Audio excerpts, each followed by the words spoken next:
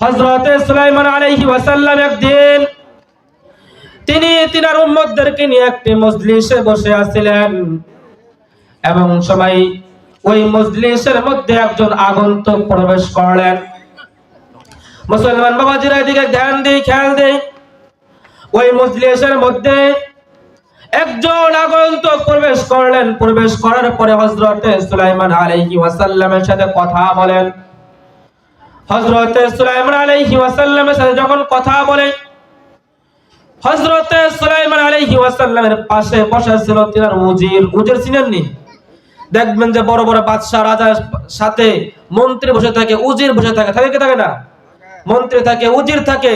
ঠিক তেমনি ভাবে হযরত সুলাইমান আলাইহিস সালামের পাশে বসে থাকা উজির, সেই উজির দেখে ওই আগন্তুক হযরত সুলাইমান আলাইহিস সালামের সাথে কথা বলে ঠিকই, কিন্তু বারবার সেই উজিরের দিকে তাকায়। উজির দেখে বারবার আমার দিকে তাকায়, কথা বলে সুলাইমান আলাইহিস সালামের সাথে, কিন্তু বারবার তেরা চোখে আমার দিকে তাকায়। ব্যাপারটা কি? উজির ভাবতে লাগলো, এই লোকটার চোখটাকে টেরা নাকি, এই লোকটার চোখটাকে বেড়া নাকি, বেঁকা নাকি? কারণ সে কথা বলে সুলাইমান আলাইহিস সালামের সাথে, কিন্তু বারবার তাকায় আমার দিকে।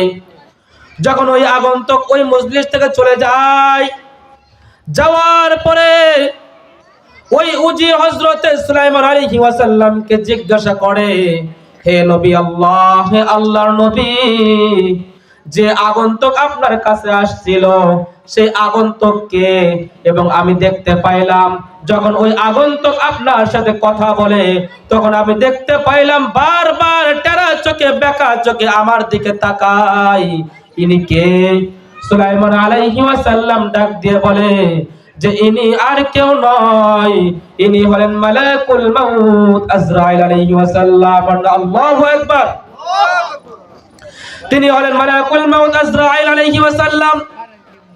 এই কথা শোনার পরে ওই উজিরের ভিতরে একটি কাঁপুনি সৃষ্টি হয়ে গেল।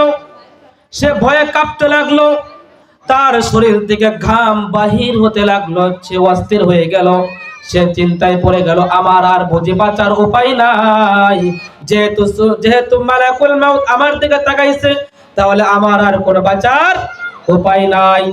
তিনি সুলাইমানকে জিজ্ঞাসা বললেন, হে আল্লাহর নবী, আপনি তো আল্লাহর নবী, আপনাকে তো অনেক ক্ষমতা দিয়েছে, আপনি আমাকে তিনার হাত থেকে বাঁচান, যেহেতু তিনি আমাকে মারতে না পারে। সুলাইমান আলাইহিস সালাম বলেন, বাঁচানোর মালিক তো আমি নয়। সকলে জোরে সুরে বলেন, বাঁচানোর মালিক কে? বাঁচানোর মালিক আল্লাহ। তখন ওই উজির বলল, ঠিক আছে, আপনি বাঁচাইতে পারবেন না, ঠিক আছে, কিন্তু আল্লাহ তো আপনাকে অনেক মুআজিজা দিয়েছে, অনেক ক্ষমতা দিয়েছে, অনেক শক্তি দিয়েছে। তাহলে আপনি আপনার জিনদেরকে হুকুম করুন আমাকে যাতে অনেক দূরে, অনেক দূরে, অনেক দূরে একটি জঙ্গলের মধ্যে নামাই দিয়ে আসে, যেখানে কোনো মানুষ নাই, কোনো ঘর বাড়ি নাই, এমন একটা জায়গায় যেন আমাকে নিয়ে যায়। হযরত সুলাইমান আলাইহিস সালাম জিনদেরকে হুকুম করলেন। হুকুম করার পরে ওই জিনেরা ওই উজিরকে নিয়ে অনেক দূরে, অনেক দূরে, 7 সমুদ্র 13 নদী পার করে অনেক বড় একটি জঙ্গল, ওই জঙ্গলের মধ্যে যখন নামাই দিবে, ওই উজিরকে যখন নামাবে, ঠিক ওই সময় উজির দেখে, যখন উজির ওইখানে নামে, ঠিক ওই সময় মালাকুল মাউত আজরাইল আলাইহিস সালাম সেইখানে হাজির। যেখানে বাঘের ভয়, সেইখানে বাঘ হয়, হাজির হয়, ঠিক কিনা?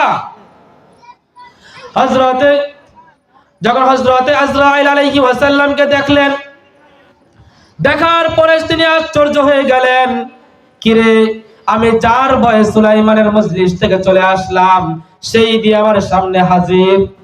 কিন্তু তিনার চাইতে আরো আশ্চর্য হলেন মালাকুল মাউত আজরাইল। কে? আজরাইল আলাইহিস সালাম আরো আশ্চর্য হয়ে গেলেন যে আমি যাকে দেখে আসলাম সুলাইমান আলাইহিস সালামের মজলিসে, সে কিভাবে এই অল্প সময়ের মধ্যে এখানে আসে। অবাক হয়ে গেছে। অবাক হয়ে যাওয়ার পরে মালাকুল মাউত আজরাইল আলাইহিস সালাম তিনার কাছে গেলেন। যাওয়ার পরে বলে, ভাই, আমি আজ পর্যন্ত অনেক মানুষের রূহ কবজ করেছি, কিন্তু কারো রূহ কবজ করার আগে কারোর সাথে কোনো কথা বলি নাই। কিন্তু তোমার সাথে একটু কথা বলতে চাই, তোমার কাছে কিছু বলতে চাই। তখন উজির বলল, কি বলবেন?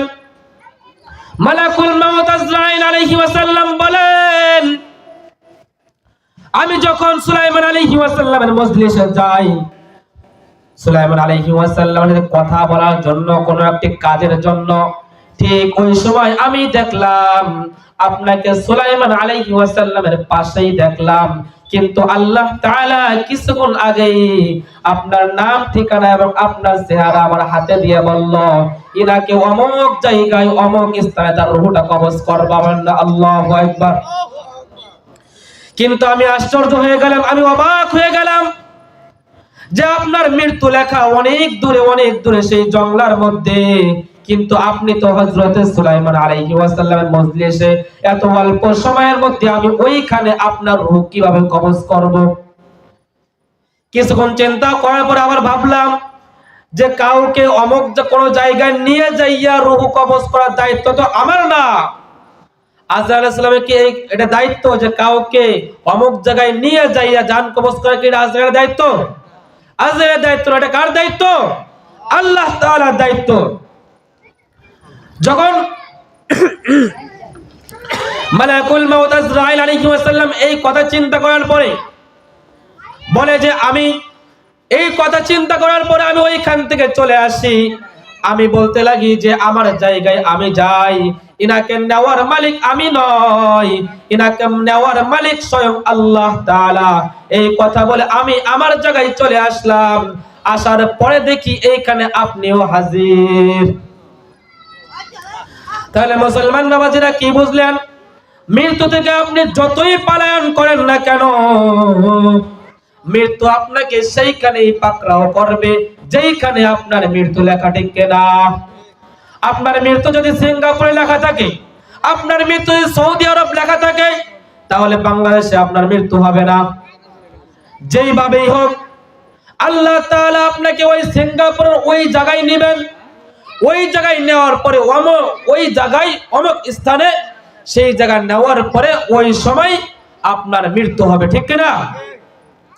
এই জন্য মুসলমান বাবাজিরা, মৃত্যুর হাত থেকে যেমন বাঁচার কোনো উপায় নাই, মৃত্যুর হাত থেকে পালাবারও কোনো জায়গা নাই।